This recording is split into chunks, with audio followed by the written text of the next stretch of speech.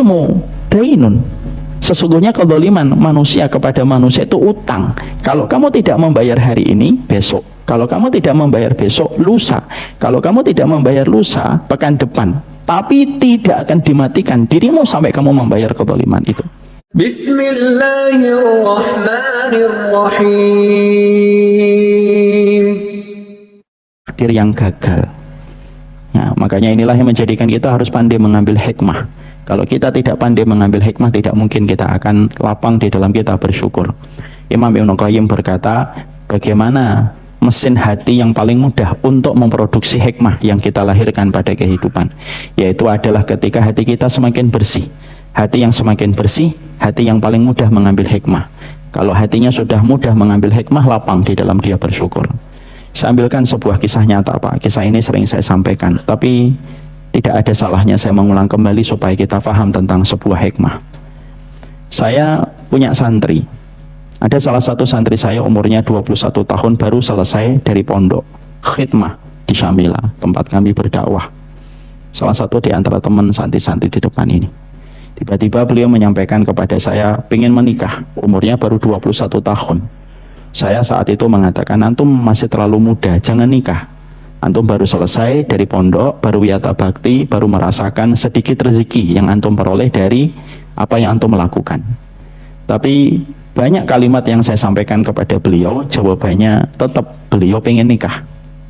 Saya memberikan kepada beliau sebuah challenge, antum yakin nikah? Di mana antum masih muda, antum tidak ingin berbakti dulu kepada ibu, ibu merasakan kehadiran antum dan lain sebagainya. Tapi beliau ngotot, saya pengen nikah. Saya sempat berkata dan agak curiga, jangan-jangan antum sudah punya pacar. Antum sudah punya pacar? Enggak Ustaz, saya belum punya. Saya lagi ta'aruf dan saya pengen menikah Ustaz. Akhirnya singkat ceritanya, akhirnya beliau menikah pada waktu awal pandemi.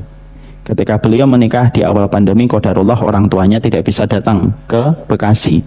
Ketika pada saat itu prokes begitu ketat dijalankan dan safar antara satu kota dengan kota tentunya sangat sulit dikerjakan, kecuali dengan prosedur yang harus dipenuhi. Maka akhirnya orang tuanya tidak datang. Saya itu pada saat melihat beliau menikah sempat berpikir, kenapa santri saya ini biasanya beliau mau mendengarkan apa yang saya sampaikan, biasanya taat, tapi untuk urusan pernikahan beliau ngotot ingin menikah. Dan beliau tidak bisa sama sekali dipatahkan niatnya untuk menikah. Akhirnya beliau menikah, saya khutbah nikah pada pernikahan beliau. Insya Allah saya juga nanti mungkin khutbah nikah dalam pernikahannya Pak Ujang juga gitu. Kalau saya diminta ya kan? Kalau beliau dapat jodoh. Maka ketika saya menyampaikan khutbah nikah kepada beliau, maka saat itu akhirnya beliau menikah di daerah Cikarang kalau tidak salah. Saya belum tahu apa ya hikmahnya, kenapa beliau ngotot pengen menikah dan tidak bisa dipatahkan semangatnya untuk menikah. Ternyata pertanyaan saya ketika bertanya itu pada proses ta'aruf beliau sampai dia menikah itu baru terjawab sekitar 4 bulan. Ketika saya tiba-tiba mendapati kabar bahwasanya bapaknya yang ada di Medan itu jatuh stroke, masuk ke rumah sakit 3 hari dan akhirnya meninggal dunia. Lalu ketika meninggal dunia, beliau memiliki 4 adik yang masih kecil, 2 di pondok, 2 adik perempuan yang masih kecil-kecil. Maka ketika bapaknya meninggal dunia, maka dia memboyong ibunya kembali ke kota kelahiran yang ada di Jepara. Baru saja memboyong ibunya ke kota Jepara, selang 1 bulan atau 2 bulan, ibunya pun meninggal dunia. Malamnya pusing, subuhnya meninggal dunia. Barulah saya di situ setelah perjalanan 5 bulan dari pertanyaan yang berkecamuk di hati saya ketika melihat santri saya umur 21 tahun menikah, barulah terjawab. Oh, hikmahnya adalah Allah mempersiapkan beliau untuk menikah karena ada sebuah proses takdir yang sudah akan berjalan menimpa kepada kehidupan beliau.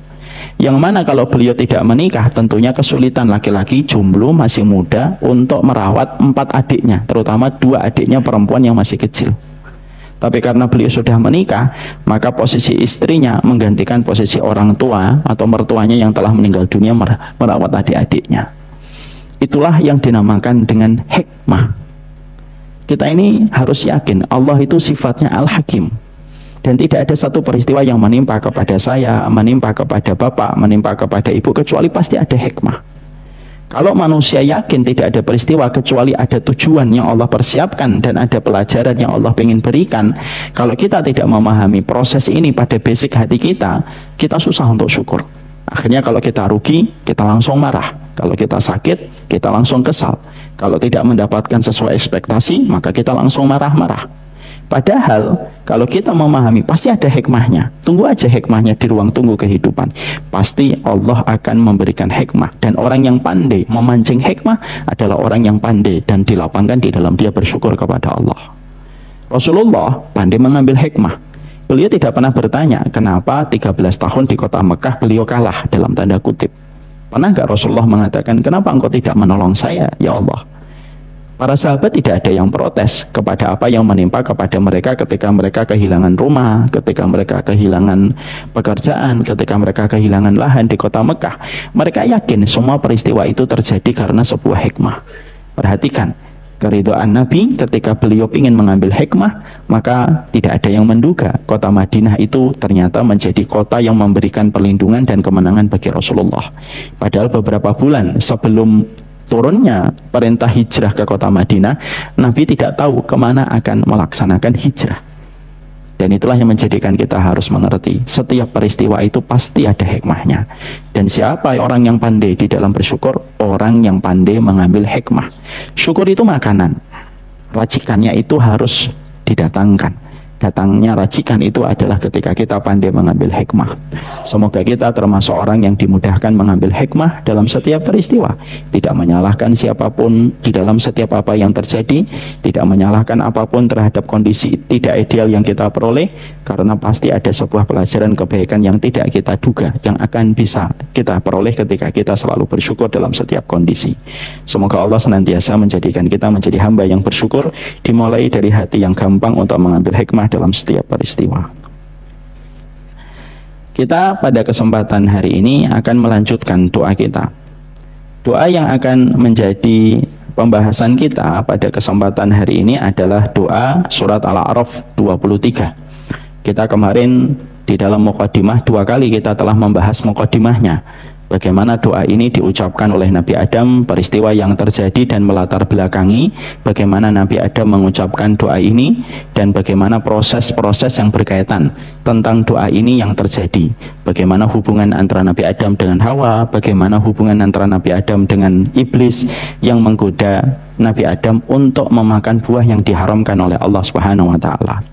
Sekarang kita mulai masuk kepada pembahasan tadabburnya. Ketika kita mentadaburi surat Al-A'raf 23, Rabbana dhalamna anfusana wa illam taghfir lana wa tarhamna lanakunanna minal khasirin. Maka ini merupakan sebuah doa yang pertama kali disebutkan oleh Bani Adam, yang disebutkan oleh Adam manusia. Tidak ada doa pertama kali yang disebutkan oleh manusia kecuali Rabbana dhalamna anfusana. Kalau doa yang diletakkan pertama kali di dalam Al-Quran, ihdinas siratal mustaqim. Kalau doa yang paling sering dipanjatkan oleh Nabi, Allahumma ya muqallibal qulub, sama Rabbana atina fid dunya hasanah. Tapi doa yang pertama kali disebutkan oleh manusia itu adalah doa Rabbana dhalamna anfusana wa illam taghfir lana wa tarhamna lanakunanna minal khasirin. Ini merujuk kepada satu makna dan merujuk kepada satu faedah, bahwasanya manusia itu pada dasarnya pekat dengan sebuah dosa dan kedzaliman, karena dosa itu merupakan bagian dari kedzaliman. Jadi kalau kita jangan berpikir dolim itu, jangan hanya berpikir ini orang dolim, ini petugas dolim, jangan gitu saja. Karena sesungguhnya dolim itu juga kita. Makanya ketika kita mendapati di dalam tarikh, di dalam sejarah, ini merupakan doa yang pertama kali membasahi bibir manusia, yaitu Rabbana dhalamna anfusana, menunjukkan kepada kita bahwasanya manusia itu pasti melakukan kedoliman dan tidak ada manusia yang tidak melakukan kedoliman, kecuali mereka yang maksum dan dijaga oleh Allah. Ya. Kalaulah Nabi Adam sudah berada di surga dengan seluruh kenikmatan yang Allah janjikan dan Allah gembirakan kepada Nabi Adam dan Hawa, melakukan kezaliman ketika menerjang satu ayat wala taqrabu hadhihi syajarah fatakuna minadh dhalimin, janganlah kamu itu mendekati pohon ini maka kamu akan menjadi orang yang zalim. Itu menunjukkan kepada kita bahwasanya kalaulah Nabi Adam tergelincir melakukan kezaliman, terlebih ketika kita pada kehidupan keturunan Nabi Adam dan kita berada pada satu tempat yang sangat memungkinkan kita untuk melakukan kezaliman. Ya. Makanya manusia itu pekat dengan kezaliman. Seakan-akan antara kita dengan kezaliman sebagaimana jaraknya antara kita dengan jempol kaki kita. Tidak ada manusia yang tidak berbuat zalim. Tentunya kita harus ingat apa yang disampaikan Hasan Al-Basri di dalam kitabnya Syu'abul Iman. Sesungguhnya kezaliman itu ada 3. Kalau kita melihat kezaliman sesuai dengan pembagian Hasan Al-Basri, bahwasanya kezaliman itu ada 3, berarti memang tidak ada manusia yang tidak melakukan kezaliman. Kezaliman itu 3. Pertama, kezaliman yang tidak diampuni oleh Allah. Itu adalah berbuat kesyirikan kalau dibawa sampai mati. Kalau dia bertobat sebelum dia mati, insya Allah diampuni oleh Allah Subhanahu wa Ta'ala. Tapi maaf ya, jangan gampang mengatakan orang syirik, kecuali datang kepada kita hujah dan dalil yang terang untuk mengatakan itu, dan biarlah para ulama dan ahlul ilmi yang mengatakan dan tidak sembarangan orang. Kedua, kezaliman yang tidak dibiarkan oleh Allah, yaitu kezaliman kita dengan makhluk. Kezaliman kita dengan makhluk itu tidak akan dibiarkan oleh Allah. Hati-hati terhadap produk bernama kezaliman kalau sudah menimpa kepada orang. Agama ini merupakan agama yang sangat menjaga supaya setiap orang yang menjadi hambanya Allah tidak melakukan kezaliman. Karena Allah sudah menegaskan pengharaman mutlak terhadap kezaliman. Inni haramtu dzulma ala nafsi wa ja'altuhu muharraman bainakum. Ini deklarasi dari Allah supaya kita memiliki warning dari apa yang dideklarasikan oleh Allah. Inni haramtu dzulma ala nafsi. Saya telah mengharamkan diriku untuk mendolimi. Wa ja'altuhu muharraman bainakum, dan aku jadikan kalian diharamkan mutlak untuk melakukan kezaliman. Ya, makanya kezaliman bukan hanya kepada manusia, bahkan kezaliman kepada hewan sekalipun itu berakses kepada hukuman yang Allah akan berikan. Ada sebuah kisah nyata, Pak. Ada sebuah kisah nyata. Syekh Nabil, salah satu ulama besar, menyampaikan tentang sebuah peristiwa nyata tentang manusia yang berbuat kezaliman kepada satu hewan, dan Allah langsung membayar konten kezaliman yang dia lakukan. Ada manusia, dia menangkap tikus, membuat konten. Dia habis nangkap tikus, buat konten. Lalu tikus itu diambil, kemudian dibakar dari ujung ekornya. Bunuh tikus boleh, tapi membunuh tikus atau membunuh binatang yang kita diperbolehkan membunuh tidak boleh menyakiti. Konsepnya Islam itu jangan menyakiti, jangan menzalimi. Ketika dia ngambil tikus, maka dibakar itu ekornya, dikasih minyak dulu, dibakar ekornya. Tentunya tikus itu pada saat itu kesakitan, karena tikus itu kesakitan yang luar biasa, karena memang api itu merupakan tingkat penyiksaan yang paling sangat luar biasa perih. Makanya Allah haramkan manusia itu untuk melakukan penyiksaan dengan api. Makanya kalau ada orang, contohnya kayak ISIS sampai membakar, naudzubillah min dzalik gitu, itu perbuatan yang sangat menentang dari apa yang Allah perintahkan. Ya, maka api itu salah satu hal yang paling perih. Kenapa kita tidak diperbolehkan dalam kondisi apapun membakar dengan api? Karena itu sangat luar biasa sakit yang dirasakan. Kembali ke tadi, maka tikus itu dibakar sama dia. Qadarullah, tikus itu karena kesakitan lepas dari pegangannya. Lalu ketika tikus itu lepas dari pegangannya, dia masuk ke dalam rumah pemilik rumah yang membakar tikus itu. Lalu karena tikus itu dalam kondisi kacau, dalam kondisi panik, maka dia akhirnya nyentuh banyak barang di dalam rumah itu, menyentuh kordennya, menyentuh kertas-kertas yang berserakan dan lainnya. Tidak terlalu lama setelah itu rumah orang yang membakar tikus terbakar.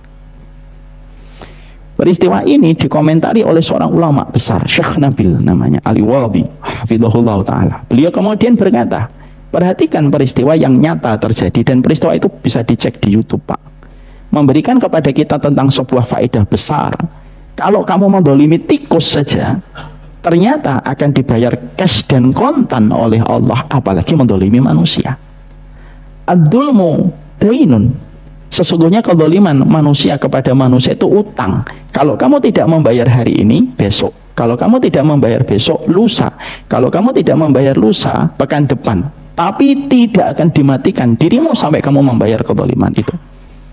Makanya sampai kita mendapati perkataan Nabi, babani maftuhani muajjalani uqubatuhuma fid dunya qabla akhirah. Ada 2 pintu, yang kata Allah itu ada 2 pintu pada ruang kehidupan manusia, itu ada 2 pintu. Yang tidak ada yang 2 pintu itu tidak akan pernah ditutup oleh Allah selama-lamanya. Allah akan terus buka. Apa dua pintu itu? Di mana dibukanya pintu merupakan kata kiasan. Artinya Allah akan terus memperhatikan pintu yang terbuka itu. Yang pertama durhaka kepada orang tua, yang kedua adalah kezaliman. Makanya Bapak lihat, tidak ada manusia sepintar apapun, sebagus apapun circle-nya dan link-nya, kalau dia durhaka kepada orang tua, hidupnya belangsakan. Tidak ada orang kok dia dolim sama orang tuanya, kecuali Allah yang turun tangan untuk membalas kedoliman ketika anak durhaka kepada orang tua. Al-uquq, yang pertama durhaka sama orang tua, yang kedua kedoliman. Makanya hati-hati, jangan sampai jempol kita, jangan sampai apa yang kita pikirkan, jangan apa yang kita ucapkan ini mendolimi orang. Jangan sampai berita-berita yang sifatnya instan menjadikan kita mudah terbakar, terpancing emosi, lalu berkomentar, lalu akhirnya menjadi bola menggelinding, menjadi sebuah kedoliman. Karena ini merupakan perkara yang harus hati-hati. Kedoliman itu merupakan perbuatan yang Allah tidak meletakkan ruang pada kehidupan iman. Makanya kalau kita memperhatikan syariat, syariat itu diletakkan oleh Allah supaya kita tidak berbuat kedoliman. Kenapa kita disuruh mudah tersenyum? Berbuat karena supaya tidak mendolimi. Kenapa kita membayar infak, sedekah? Supaya kita tidak menyakitin. Kenapa kita disuruh untuk memuliakan tetangga? Tidak, kemudian supaya tidak menyakitin. Kenapa kalau kita masak daging disuruh memperbanyak kuah? Supaya tidak menyakiti tetangga kita dengan baunya. Sampai kepada orang yang belum beriman pun kita tidak diperbolehkan untuk mendolimi. Lihat kata-katanya, ud'u ila sabili rabbik bil hikmati wal mau'izatil hasanah wajadilhum billati hiya ahsan. Ud'u itu artinya apa sih? Artinya itu ajak dalam kebaikan. Kalau kita membahas ud'u, kalau di dalam bahasa itu, ud'u itu merupakan ajakan masuk ke rumah kita. Kenapa kok sampai sebegitu luar biasanya Islam meletakkan setiap syariat ini? Supaya tidak terjadinya kedoliman. Makanya sampai sebagian ulama mengatakan tidaklah satu kejadian menimpa kepada seseorang di masa tuanya atau di masa senjanya, kecuali itu merupakan puzzle-puzzle dari kedoliman yang dia lakukan dan dia kerjakan. Makanya inilah yang menjadikan kita di dalam kehidupan iman dimuliakan untuk sikapnya sering meminta maaf. Karena kita tidak pernah tahu di antara perkataan kita dan apa yang kita ucapkan itu mendolimi orang lain. Lalu kedoliman itu menggantung di pintu langit dan Allah tidak matikan kita sampai kedoliman yang menggantung di pintu langit itu kembali kepada pelakunya. Kenapa? Karena sesungguhnya kedoliman itu kayak bumerang, dilempar sejauh apapun kembali kepada yang melempar. Itulah kedoliman. Kalau doa kan itu kan kayak busur panah yang tidak pernah kembali. Kedoliman itu kayak bumerang. Setiap kamu melemparkan, sejauh apapun kamu melemparkan bumerang, pasti akan kembali. Itulah yang namanya kedoliman. Makanya inilah yang menjadikan kita memahamkan betul. Orang yang memiliki keberkahan dalam hidup itu, kata Hasan Al-Basri, sederhana, yang mereka tidak didominasi dengan kedoliman yang dia kerjakan. Karena ada yang kedua, kedoliman itu, yaitu kedoliman yang tidak dibiarkan oleh Allah. Kedoliman yang berkaitan tentang hak orang lain, apa yang didapatkan orang lain, yang menjadikan kita harus menghormati setiap border yang dimiliki setiap orang. Itu kedoliman yang tidak dibiarkan oleh Allah. Artinya Allah sendiri yang akan mengintai siapapun yang berbuat kedoliman. Dan maaf, ini berlaku untuk muslim ataupun non muslim. Ada fulan beriman, dia mendolimi non muslim, itu pun juga akan mendapatkan bayang-bayang ancaman dari Allah. Jadi jangan sampai kita terkena sebuah paham yang ekstrim sampai mengatakan, oh tidak apa-apa mendolimi orang non muslim. Kata siapa? Karena kedoliman itu bahasa universal di hadapan Allah. Siapapun hambanya Allah yang didolimi, hatta ketika dia belum berislam sekalipun, kalau kamu dolimi, maka Allah yang akan turun tangan dan Allah yang akan menyelesaikan bagaimana kedoliman yang telah dia lakukan. Allah rapikan dan Allah bayar hutang kedoliman itu. Makanya maafkan, kan saya sudah sering menyampaikan Pak, yang kita takutkan kalau kita sudah mendolimi orang dan orang yang kita dolimi diem, nah itu kita takut Pak. Kenapa? Berarti dia sudah menyerahkan sama Allah. Kalau sudah menyerahkan kepada Allah, maka apa yang akan kita peroleh mungkin jauh dari apa yang kita bayangkan. Karena Allah sudah betul-betul mendeklarasikan, inni haramtu dzulma ala nafsi, aku haramkan kedoliman atas diriku, sebagaimana aku haramkan kalian untuk melakukan kedoliman. Allah tidak pernah mendeklarasikan sebuah perkara tegas ini kecuali kepada kedoliman. Makanya kalau kita ngaji hanya untuk dolimin orang, lebih baik nggak usah ngaji Pak. Kalau kita ngaji hanya untuk dolimin orang, nyebut fulan begini, atau gini. Allah tidak usah ngaji. Daripada apa? Daripada membayar hutang dolimu lebih besar daripada pahala yang kamu peroleh dari ngajimu. Kadang-kadang kita ngaji belum tentu diterima sama Allah, tapi kedoliman yang kita lakukan dan kita kerjakan sudah pasti akan dibayang-bayangi ancaman yang Allah akan bayarkan. Itu yang menjadikan kita memahami yang kedua, kedoliman yang tidak dibiarkan oleh Allah.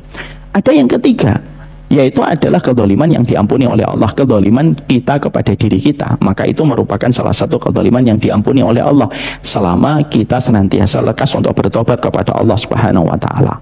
Maka inilah yang menjadikan kita akhirnya memahami, kalau kita ditanya pekerjaan utama para malaikat itu apa? Bertasbih. Kenapa mereka bertasbih? Karena nggak pernah melakukan kezaliman. Pekerjaan utama manusia itu apa? Banyak meminta ampunan. Kenapa? Karena manusia itu pekat dan lengket, dan bayang-bayangnya sedekat tali jempolnya itu adalah kezaliman yang dia kerjakan. Makanya kita mendapati indahnya perkataan dari Ibnu Rajab, kalau kamu berpacu dengan orang solih, gak mampu dengan ketaatan, tidak mampu dengan ibadah, berpaculah dengan mereka pada taubat dan penyesalan atas apa yang kamu lakukan pada kezaliman yang kamu kerjakan. Nah, inilah yang kita paham, Pak. Jadi dolim itu ada tiga.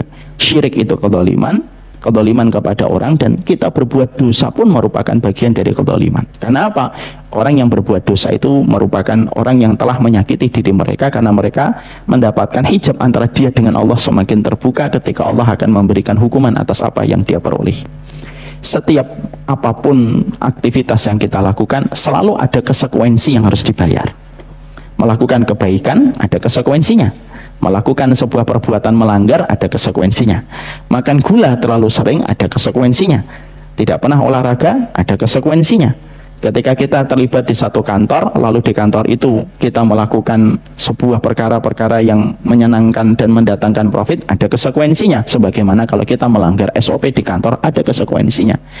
Hidup dan konsekuensi itu bukan hanya kepada kita di tempat pekerjaan. Hidup dan konsekuensi itu antara kita dengan Allah pun sama. Maka itulah yang menjadikan poin yang pertama, bahwasanya para ulama menerangkan Rabbana dhalamna anfusana wa illam taghfir lana wa tarhamna lanakunanna minal khasirin dalam surat Al-A'raf 23, menegaskan kepada kita manusia itu pada dasarnya tidak ada yang lepas dari sebuah kezaliman. Makanya inilah yang menjadikan kita memperbarui istighfar setiap waktunya, dan banyak-banyaklah minta maaf sesering mungkin, dan tidak usah menunggu minta maaf ketika di Idul Fitri baru meminta maaf. Kalau mampu, seringlah meminta maaf ketika kita habis bertemu, berjumpa. Mohon maaf kalau ada perkataan yang salah. Seringlah meminta maaf. Orang yang meminta maaf itu tidak pernah salah. Orang yang meminta maaf itu tidak pernah salah. Seringlah meminta keridhaan dari manusia, orang-orang yang ada di sekitar kita. Rasulullah 100 hari sebelum beliau wafat dan mangkat dalam wafatnya beliau, apa yang dilakukan Rasulullah? Bapak dan Ibu harus paham ya, ada peristiwa-peristiwa penting yang dilakukan oleh Nabi 100 hari sebelum beliau meninggal dunia. Menunjukkan itu berarti urusan-urusan penting, karena diselesaikan Nabi 100 hari sebelum wafatnya.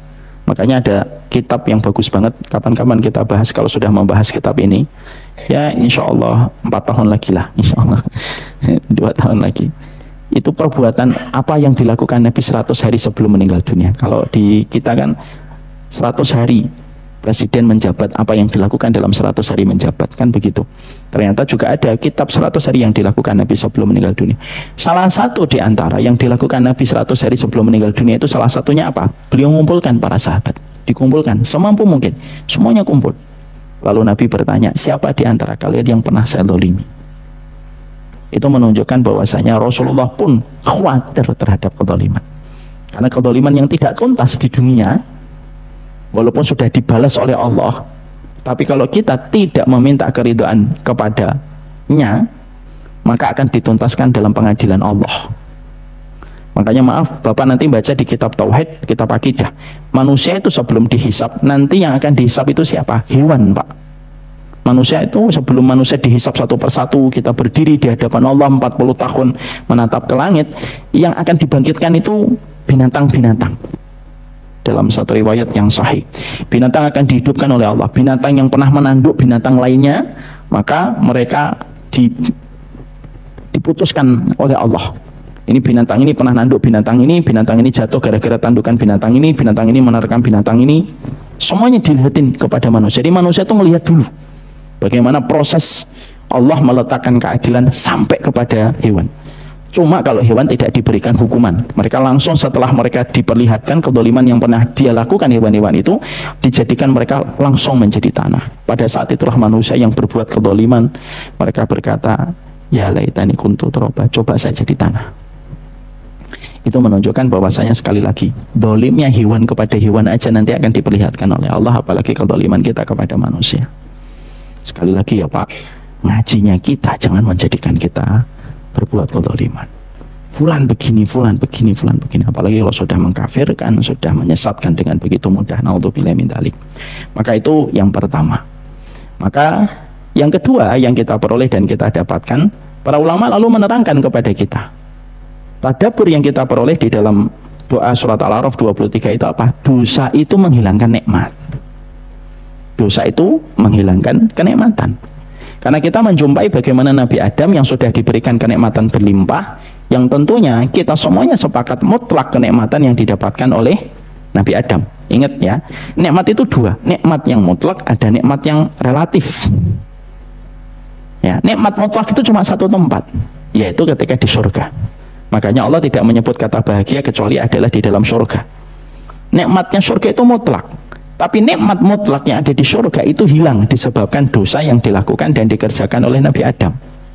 Nikmat itu akhirnya menurunkan Nabi Adam dari surga. Turun Nabi Adam dari surga, dipisahkan 200 tahun sampai ketemu dengan Hawa. Dalam perjalanan jauh itu akhirnya memberikan kepada kita makna dosa, kemaksiatan yang kita lakukan itu menghilangkan nikmat pada kehidupan kita, sadar atau tidak sadar. Kadang-kadang orang merasa enggak kok saya baik-baik aja, tapi dia sudah tidak lagi merasa bahwasanya dia sudah tidak bisa dibangunkan malam beberapa hari sudah nggak tahajud. Itu sebenarnya nikmat yang sudah dicabut oleh Allah. Ketika dia melakukan dosa, saya nggak apa-apa kok, tanpa terasa dia sudah beberapa bulan nggak membaca Al-Quran, itu sudah dicabut oleh Allah. Karena kaedahnya pasti, kata para ulama, dosa itu menghilangkan nikmat. Nikmat itu jangan hanya dipikir rumah. Nikmat itu bukan hanya jangan dipikir mobil. Mobil saya masih ada, rumah saya masih besar. Nikmat itu bukan hanya itu. Nikmat yang hakiki itu nikmat-nikmat dalam kehidupan kita. Dosa yang kita lakukan menjadikan akhirnya anak merenggangkan hubungannya dengan bapaknya. Bukankah kita menjumpai dan kita mendapati kan? Sebagaimana kata Rasulullah, nanti di akhir zaman kamu akan jumpai bagaimana seorang laki-laki itu apa? Anak itu apa? Anak itu berrasadiqahu wa jafa'abahu. Anak itu nanti dekat sama gengnya, kelompoknya, tapi dia itu kering hambar sama bapaknya, dan itu juga merupakan bagian dari dosa. Makanya semua dosa yang kita tidak segera untuk meminta ampunan dengan mengucapkan astagfirullah, kalau kita melakukan dosa Pak, lalu tidak segera untuk mengucapkan doa yang diucapkan Nabi Adam, demi Allah kata para ulama, itu pasti akan diambil dengan sebuah kenikmatan yang dicabut oleh Allah. Dosa dan kenikmatan hidup itu tidak mungkin bersatu sebagaimana minyak dengan air. Karena kita memang tidak mungkin lepas dari kedoliman yang kita lakukan bergegas. Kalau melakukan dosa karena desakan nafsu yang begitu kuat, akhirnya melakukan dosa, maka yang dilakukan cepatlah mengucapkan doa sebagaimana Nabi Ibrahim, sebagaimana Nabi Adam dan para nabi. Karena kenikmatan itu diambil.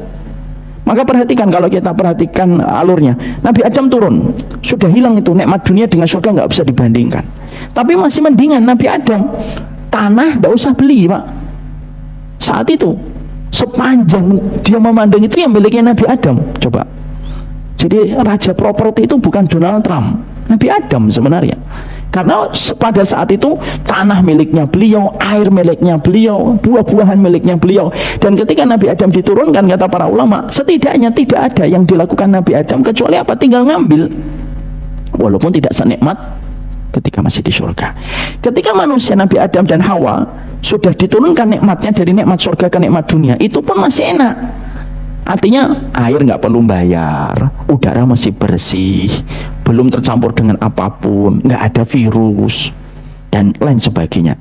Lalu manusia berbuat dosa, berbuat dosa, berbuat dosa, berbuat dosa. Nikmatnya Nabi Adam ketika di dunia sudah dikurangi lagi oleh Allah. Yang asalnya dulu tinggal metik, tinggal ngambil kambing, karena dosa masih dilakukan manusia, kata para ulama, akhirnya apa? Allah suruh manusia untuk mulai nanam, Allah suruh manusia untuk mulai berternak. Ketika dosa itu masih terus terus dilakukan, akhirnya apa? Dicabut lagi oleh Allah. Dulu hanya dalam waktu sekejap kamu bisa untuk manen, oh sekarang dibuat lebih lama oleh Allah. Karena terus berdampak sampai akhirnya kita menjumpai hari ini terus dosa dan kemaksiatan dikerjakan. Akhirnya sebagaimana yang kita peroleh hari ini, tanah kita bayar, air kita juga harus bayar, udara tidak bersih dari virus dan berbagai macam hal konsekuensi yang kita peroleh. Dan itu selalu ada kaitannya dengan sebuah proses kemaksiatan. Tidak bisa kita mengatakan, nah ini proses kehidupan manusia. Itu orang yang tidak memiliki keimanan. Tapi orang yang memiliki keimanan itu selalu mengembalikan kembali kepada Allah. Gempa sama orang yang tidak beriman akan mengatakan ini fenomena alam. Tapi bagi orang yang beriman, mereka akan tahu ini memang betul. Ini gesekan lempeng bumi. Tapi yang menggerakkan lempeng bumi siapa? Allah. Kenapa Allah baru menggerakkan hari ini? Kan menjadi sebuah perenungan untuk kita. Itulah kenapa pintar itu disebut ulul albab. Dia menangkap message inti dari setiap pesan yang Allah berikan dalam setiap kejadian, Pak. Kita tidak usah jauh-jauh lah Pak, antara kita dengan kehidupan kakek nenek kita. Kan sudah sering saya sampaikan, kakek nenek kita anaknya berapa? 7, 8, 9. Kakek saya anaknya 9 atau berapa? 7. Tapi kemudian hidupnya mereka bersahaja, pergi pagi jam 8, jam 3 sudah pulang. Anak-anaknya sekolah semuanya, maghrib bisa di musola, isya pulang, waktu berkualitas. Kita hari ini Pak, dibandingkan dengan kakek nenek kita, tidak usah jauh-jauh ke Nabi Adam. Kakek nenek kita aja sudah beda Pak, makanya bisa bayangkan, berarti Nabi Adam itu walaupun sudah diturunkan dari surga masih enak. Kita dengan kakek nenek kita aja sudah beda Pak. Banyak di antara kita harus pergi sebelum subuh, pulangnya jam 9, anak baru 2, 3, tapi seakan-akan kurang, tidak pernah cukup.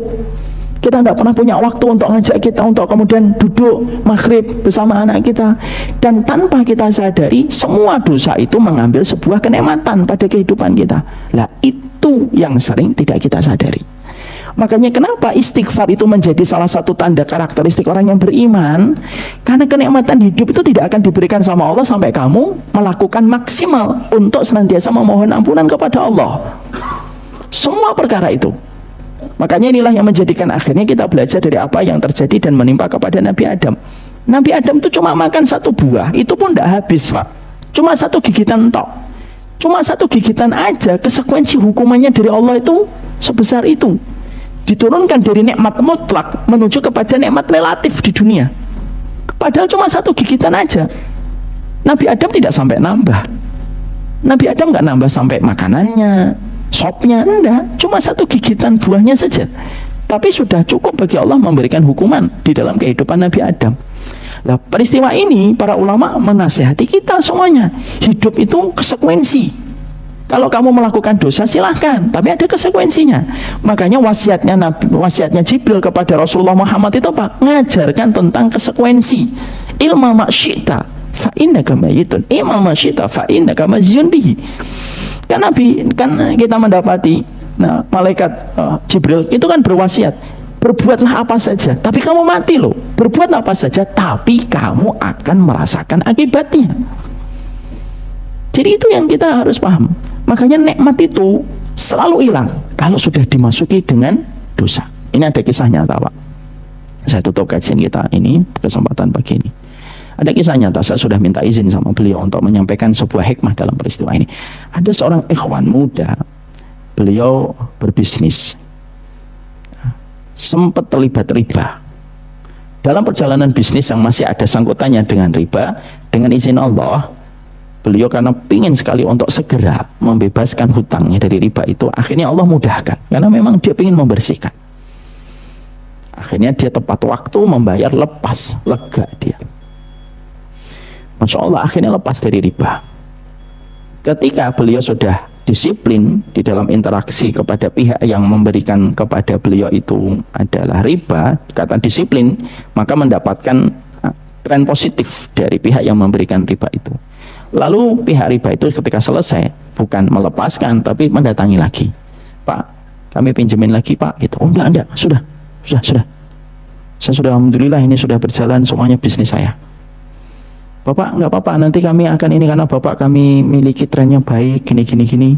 Kami akan berikan pinjaman dengan lebih lunak dan gini. Terus akhirnya hampir sering untuk dikomunikasikan dan sering ditelepon. Beliau sudah tahu itu haram. Beda dengan yang pertama. Yang pertama ketika ngambil belum tahu kalau itu adalah bagian dari sebuah riba yang harus ditinggalkan. Dalam perjalanan di tengahnya baru tahu dan berusaha untuk meninggalkan. Sebenarnya sudah dimudahkan oleh Allah membayarnya.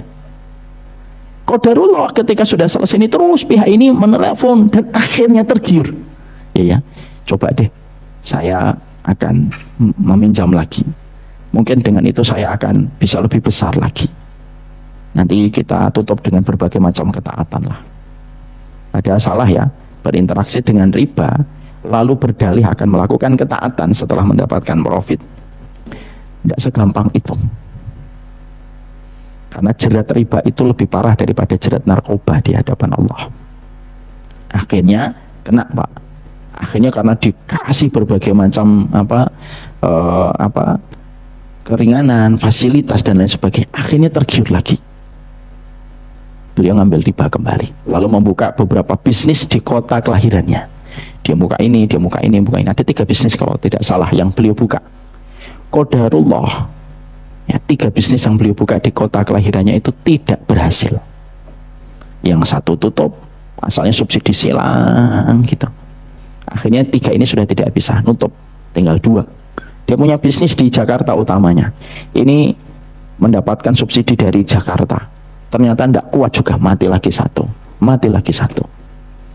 Dan ternyata matinya ini, itu juga menyebabkan matinya bisnis beliau yang ada di Jakarta. Akhirnya ambruk Pak. Sampai akhirnya terjadi perpisahan di keluarganya. Apa pelajaran yang beliau sampaikan di tengah kesedihan beliau gitu? Beliau nyampaikan, saya itu sudah dibantu sama Allah. Niat pertama saya untuk lepas dari jeratan riba, Allah bantu Ustaz. Bahkan berlebih yang saya dapatkan.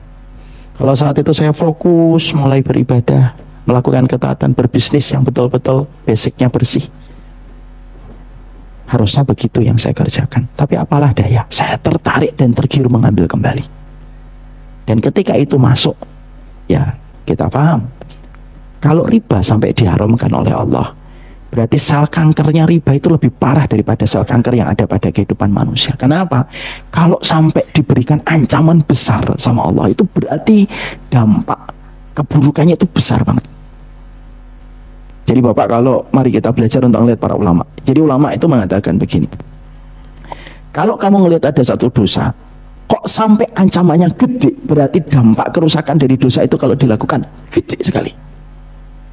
Contoh homo, kok sampai kita ngelihat kenapa homo itu hukumannya berat, bahkan melebihi hukuman kepada pelaku zina, karena dampak kerusakan dari homo itu luar biasa pada peradaban manusia. Maka itu yang akhirnya menjadikan apa? Akhirnya kenikmatan itu hilang.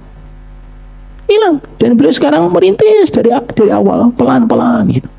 Setelah hilang bisnisnya, hancur keluarganya. Dan itulah yang akhirnya memberi sebuah pelajaran kepada kita.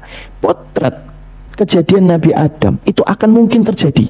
Akan ada Adam baru pada kehidupan manusia yang tidak mengambil pelajaran dari kisahnya Nabi Adam. Setiap dosa selalu menghilangkan nikmat. Pasti itu. Itu pasti. Dan itu sesuatu yang tidak diingkari oleh Allah.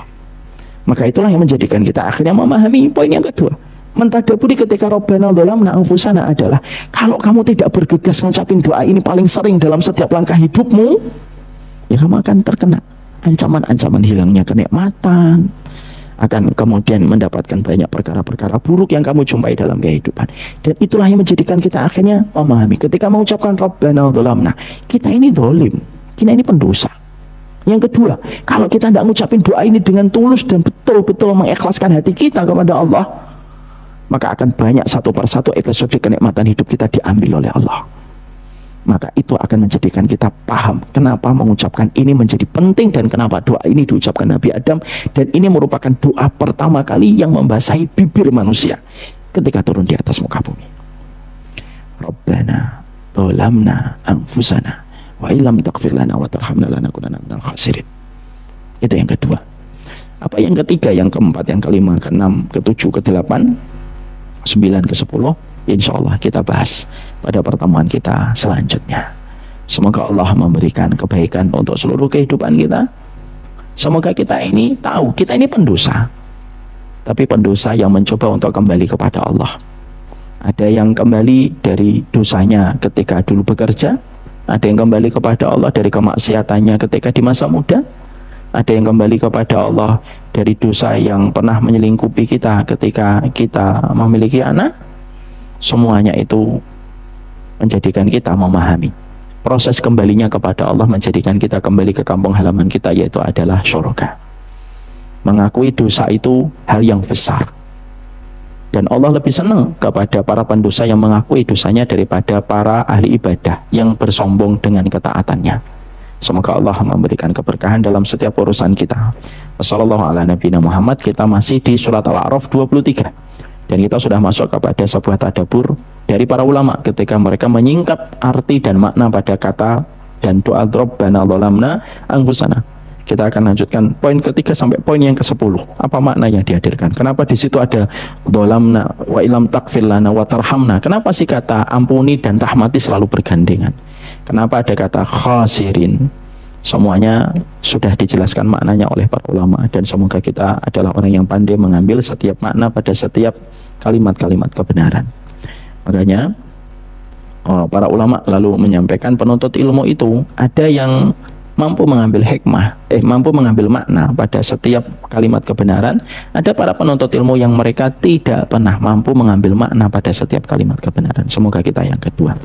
Sallallahu ala nabiyina Muhammad. Alhamdulillahirabbil alamin. Ini yang dapat kami sampaikan dalam pertemuan hari ini. Semoga Allah merahmati kita dalam kehidupan ini. Mari kita cukupkan kajian kita pada kesempatan hari ini. Kita buka dengan 2 pertanyaan kalau ada. Kalau ada yang ingin bertanya, saya persilahkan. Dulu. Yang kedua, Mbak. Assalamualaikum warahmatullahi wabarakatuh.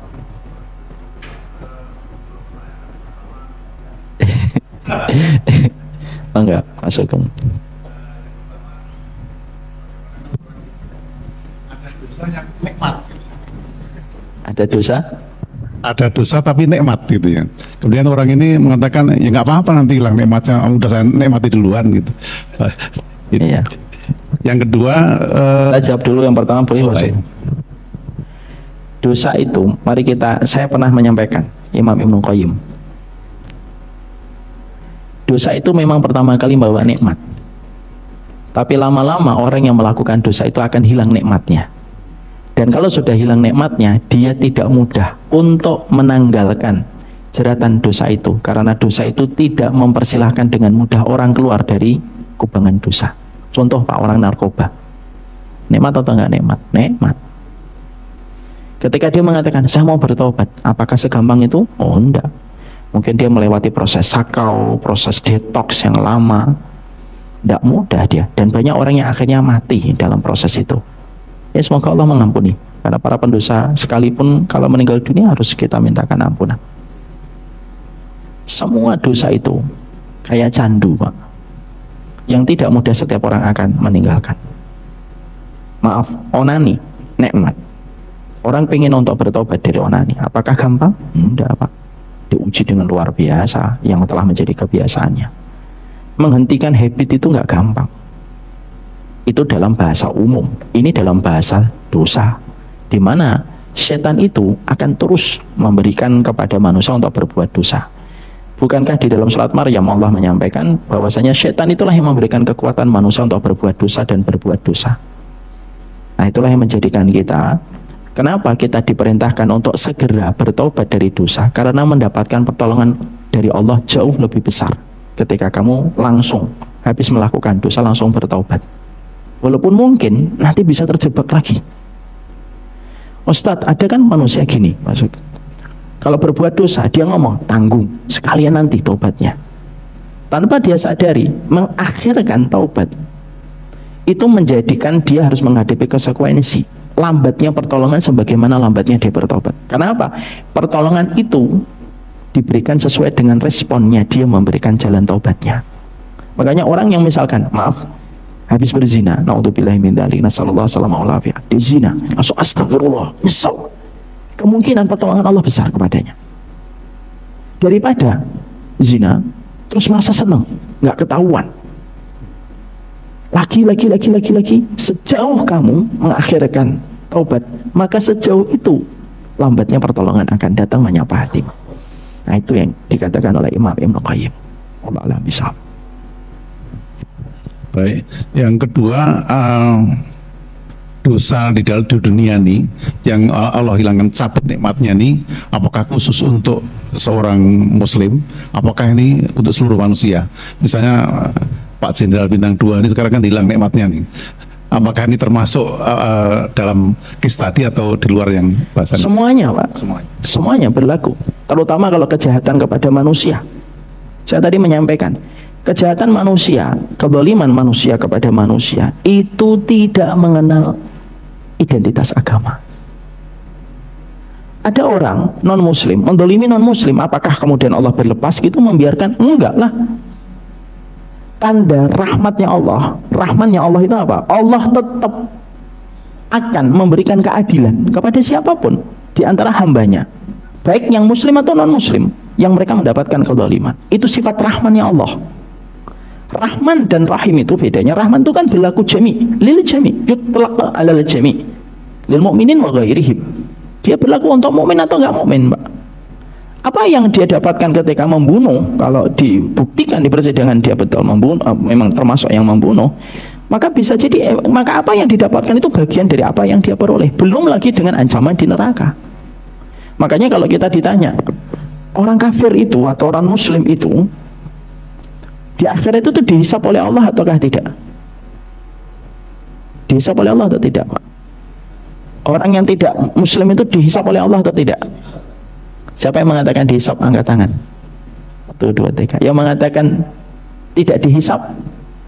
1, 2. Yang tidak menjawab semoga diampuni dosa-dosanya. Maka terjadi perbedaan para ulama, sebagaimana terjadi perbedaan pendapat jamaah Baitur Rahman.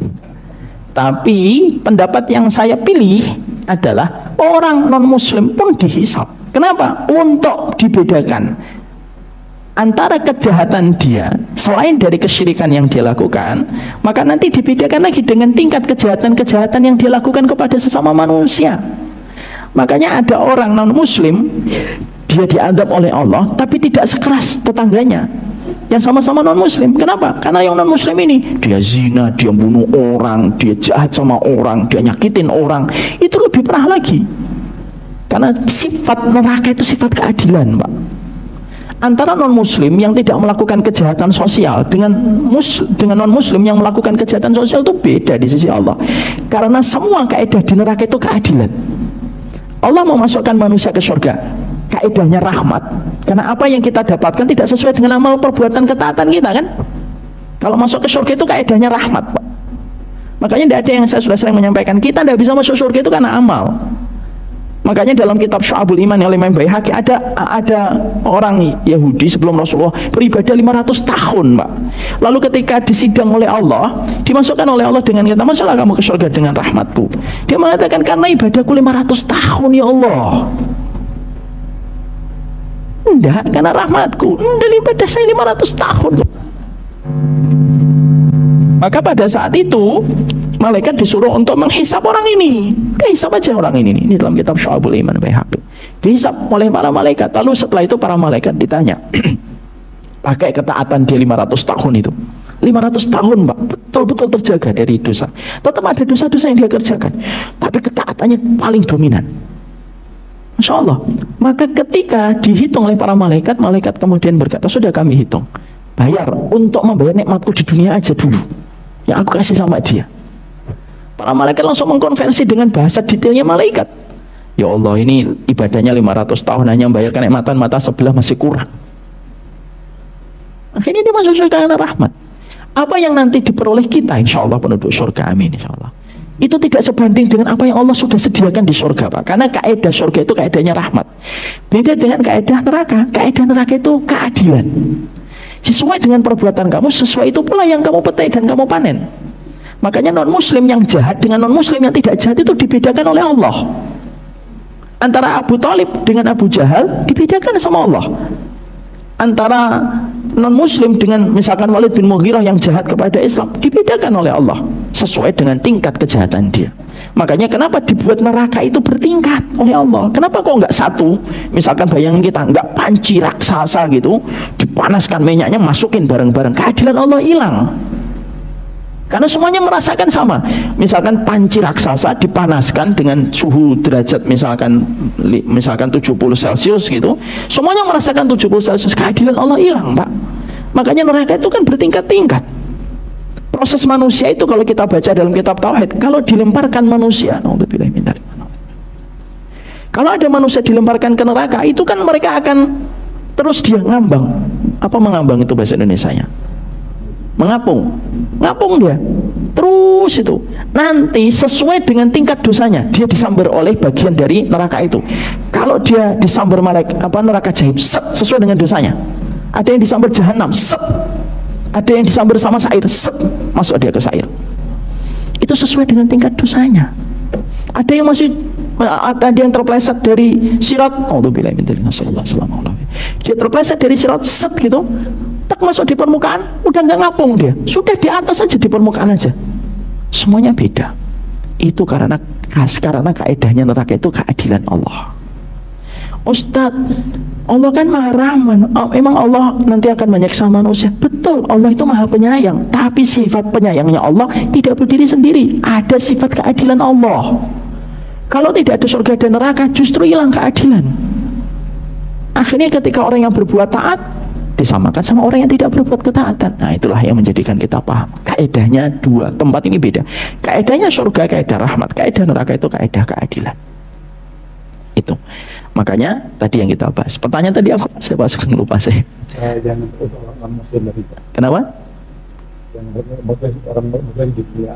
Apakah dia sudah karena iya, kasus tadi itu ya. Maka itulah yang menjadikan akhirnya kita paham kalau non muslim berbuat kezaliman dengan non muslim sekalipun, Allah juga akan memberikan. Itu sifat rahmannya Allah ketika di dunia. Makanya hati-hati, itulah kezaliman. Enggak usah sama non muslim yang manusia, Pak. Sama tikus tadi aja kisahnya ada kok. Bisa dicek itu di YouTube, masih ada kisahnya. Bagaimana rumahnya terbakar hebat gara-gara tikus itu terlepas dan masuk ke dalam rumahnya. Itulah indahnya Allah. Bisa dipahami maksudnya? Ya. Ya. Enggak gimana-gimana sebenarnya.